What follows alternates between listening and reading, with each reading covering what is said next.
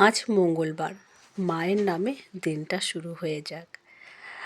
আজকে চলেছি, এটা আজকে নয়, ভিডিওটা আমি করেছিলাম সানডেতে, ছুটির দিনকে, যে সময় ঘুম খেয়ে মাংস ভাত খেয়ে সবাই একটু আলসেমে ঘুম দিতে থাকে। শুয়েছিলাম, কিছুতেই ছোট ছেলে ছাড়ছিল না, ওকে টানছিল সেই দূর গগনের মাঠে প্রান্তরে, যেখানে ওর মন ছুটে চলেছে, খেলতে যাবে একটুখানি। অনেক দিন ধরেই ওর শখ মাঠে গিয়ে খেলবে। আগে নিয়মিত ফুটবল খেলতে আসতো এই মাঠে, কিন্তু হঠাৎই আমার সময়ের অভাবের জন্য আমি ফুটবলটা আনতে পারিনি। তো অনেক মাস বন্ধ ছিল, অনেক দিন পর এই প্রান্তরে এসে ওর মনটা বেশ হাসি খুশি হয়ে গেল।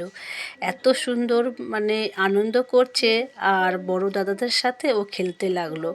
এরা নিজেরাই খেলছিল মাঠে নিজেদের মতন বল দিয়ে, তো ও তার সাথে যুক্ত হয়ে গেল। দেখে আমিও একটু ক্যামেরা বন্দি করলাম। কি করব, আমারও তো সময়টা কাটানো দরকার, তাই তো।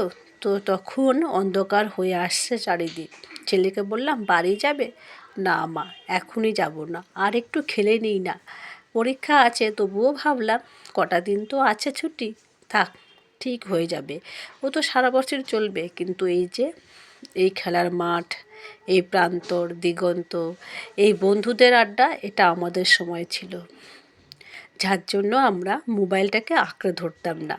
তখন মোবাইল কী জিনিস আমরা জানতেই জানিনি আর কি, জানতেই পারতাম না এটা যে ফোনের মাধ্যমে এত কথা বলা যায়, দূর দূরান্তে অনেকটা মানুষকে দেখা যায়। কিন্তু আজকের সমাজে বাচ্চাগুলো সব মন তাদের মুঠো ফোনে বন্দি। কে জানে, এই পাখিদের মতন তাদেরও মন ডানা মেলে উড়তে চায় এই দূর দিগন্তে, এই আকাশে বাতাসে, এই প্রান্তরে, নদীর মাঠে ঘাটে ছুটে বেড়াতে চায় তাদের মন। কিন্তু আমরা কি তাদের সময় দিতে পারি? এখন না। এখন অভিভাবকরা সময় দিতে পারে না বলেই তো তারা গৃহবন্দী হয়ে মুঠোফোনে বন্দি হয়ে গেছে। তো আমি চলে এসেছি যথারীতি, ছেলেকে নিয়ে সন্ধে দিচ্ছি, আরতি করছি।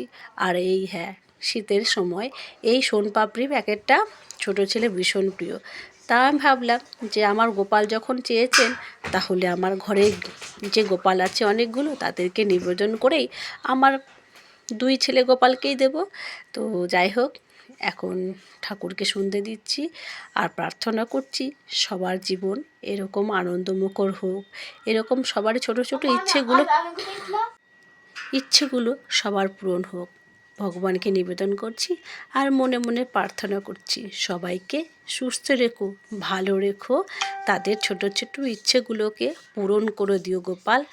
আর সবার জন্য রইল আমার অনেক অনেক শুভেচ্ছা। ভিডিওটা কেমন লাগলো জানাতে ভুলবেন না। তো সবাইকে আমি মিষ্টিটা ভাগ করে দিচ্ছি সবার মধ্যেই।